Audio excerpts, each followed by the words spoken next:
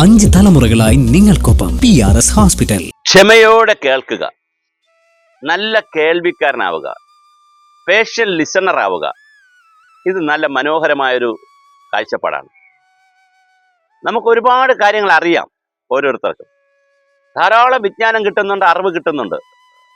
പഠനത്തിലൂടെ, വായനയിലൂടെ, ജീവിക്കുന്നതിലൂടെ ഒരുപാട് അറിവ് കിട്ടും. പക്ഷെ നമ്മേക്കാൾ അറിവുള്ളവരുണ്ട്, നമ്മേക്കാൾ അനുഭവമുള്ളവരുണ്ട്. അവരെ കേൾക്കുക എന്നുള്ളത് വളരെ പ്രധാനമാണ്. മറ്റൊരു തരത്തിലുള്ള കേൾവിയുണ്ട്.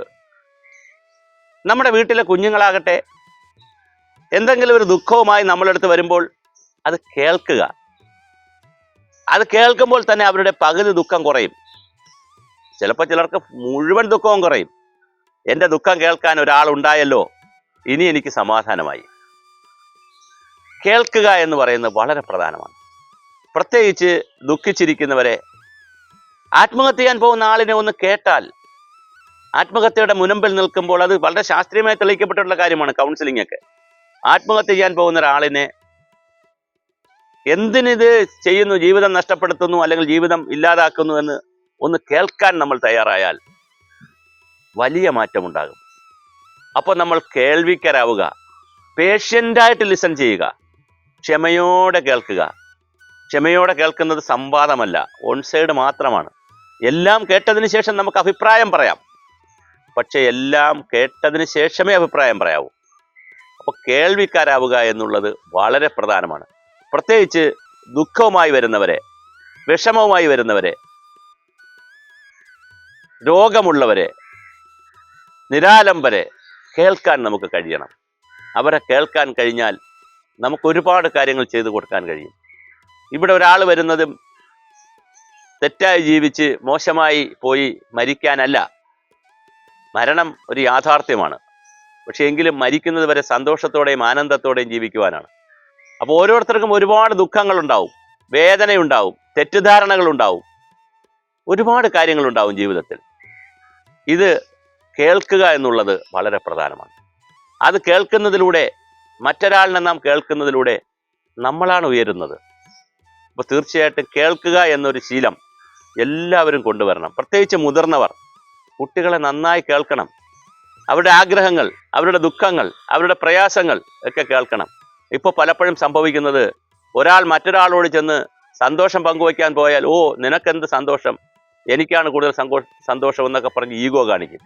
ഇനി ദുഃഖമാണ് ചെന്ന് പറയുന്നതെങ്കിൽ, ഒരു പ്രയാസമാണ് പറയുന്നതെങ്കിൽ, തീർച്ചയായിട്ടും ഓ ഞാൻ അതിനേക്കാൾ ദുഃഖമാണ്, ഒരു അസുഖം, എനിക്ക് ഇന്ന് ചെറുതായിട്ട് BP ഉണ്ടെന്ന് മറ്റൊരാളിനോട് പറയും, ഓ നിനക്ക് BP യോ, എനിക്ക് BP ഷുഗറും കൊളസ്ട്രോളും എല്ലാം കൂടെ ഉണ്ട്. അപ്പോൾ കേൾക്കുന്ന ആളിന് എന്ത് തോന്നും, അയാൾക്ക് BP മാത്രമേ ഉണ്ടായിരുന്നുള്ളൂ, അയാൾക്ക് വീണ്ടും പിറ്റേ ദിവസം തൊട്ട് എല്ലാം വരാൻ സാധ്യതയുണ്ട്. ഇത് പാടില്ല. നമ്മൾ വളരെ പേഷ്യൻ്റായി കേൾക്കുക, മറ്റുള്ളവരെ കേൾക്കുക എന്നുള്ളത് ജീവിതത്തിൽ വളരെ പ്രധാനമാണ്. പ്രത്യേകിച്ച് ഏതെങ്കിലും തരത്തിൽ ബുദ്ധിമുട്ട് അനുഭവിക്കുന്നവർ, ദുഃഖം അനുഭവിക്കുന്നവരെ ഇത് കേൾക്കുക. പ്രത്യേകിച്ച് രാഷ്ട്രീയത്തിൽ അംഗങ്ങൾ ആലോചിച്ച് നോക്കൂ.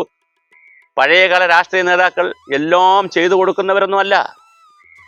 എല്ലാ സമരത്തിലും, ഓരോ സമരം നടക്കുമ്പോഴും എല്ലാ സമരത്തിലും എല്ലാ ആനുകൂല്യവും കൊടുക്കാറൊന്നുമില്ല. 10 ആനുകൂല്യം വെച്ചാൽ 3 ആനുകൂല്യം കൊടുക്കും, അല്ലെങ്കിൽ 2 ആനുകൂല്യം കൊടുക്കും. എന്നാലും അത് കേൾക്കുക എന്നുള്ളതാണ്. പക്ഷെ പുതിയ ജനാധിപത്യത്തിൻ്റെ രീതി, അത് ഭരണാധികാരികളായാലും വീടുകളിലായാലും മാതാപിതാക്കളായാലും ആർക്കും കേൾക്കുവാൻ സമയമില്ല, സൗകര്യവുമില്ല. നോക്കൂ, നിങ്ങൾ ആശാകളുടെ സമരം നോക്കൂ, പോലീസ് ഓഫീസേഴ്സിൻ്റെ സമരം നോക്കൂ, ഈ രാജ്യത്ത് നടക്കുന്ന ദരിദ്രന്മാരുടെ വിളി കേൾക്കൂ, ദളിതന്മാരുടെ ശബ്ദം കേൾക്കൂ. ആർക്കും ഇത് കേൾക്കാൻ സമയമില്ല, സൗകര്യവുമില്ല. അതിന് വേറെ ന്യായങ്ങൾ പറയും. ആൾക്കാരുടെ എണ്ണം കുറവാണ്, അല്ലെങ്കിൽ അത് പിന്നെ അവരുടെ ഡിമാൻഡ് ശരിയല്ല, അങ്ങനെ ഓരോ കാര്യങ്ങൾ പറഞ്ഞിട്ട് കേൾക്കാൻ താല്പര്യമില്ലാത്തൊരു സമൂഹമായി ഭരണകൂടങ്ങളും മാറുന്നു, ജനങ്ങളും മാറുന്നു, കുടുംബനാഥന്മാരും മാറുന്നു, കുടുംബനാഥകളും മാറുന്നു. എല്ലാവരും കേൾക്കാൻ താല്പര്യമില്ലാത്തവരായി മാറുമ്പോൾ, പറയാൻ മാത്രം താല്പര്യമുള്ളവരായി പോകുമ്പോൾ, ഗൗരവമായ മറ്റൊരു സാമൂഹ്യ വിഷയമായി ഇത് തുടരുന്നുണ്ട്. അതുകൊണ്ട് നമുക്ക് നല്ല കേൾവിക്കാരാകാം, പേഷ്യൻ്റായി മറ്റുള്ളവരെ ലിസൺ ചെയ്യാം. പ്രത്യേകിച്ച് നിരാലംബരെ, നിരാശ്രയരെ, ദുഃഖമുള്ളവരെ തീർച്ചയായും കേൾക്കണം.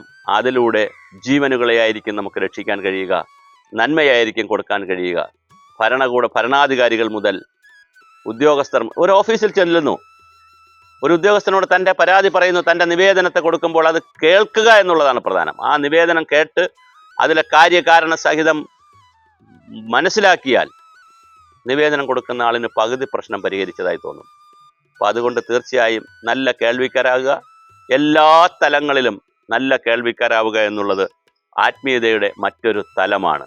നമുക്ക് ഏറ്റവും നല്ല കേൾവിക്കാരാകാം, അത് ഒരു ശീലമാക്കുകയും ചെയ്യാം.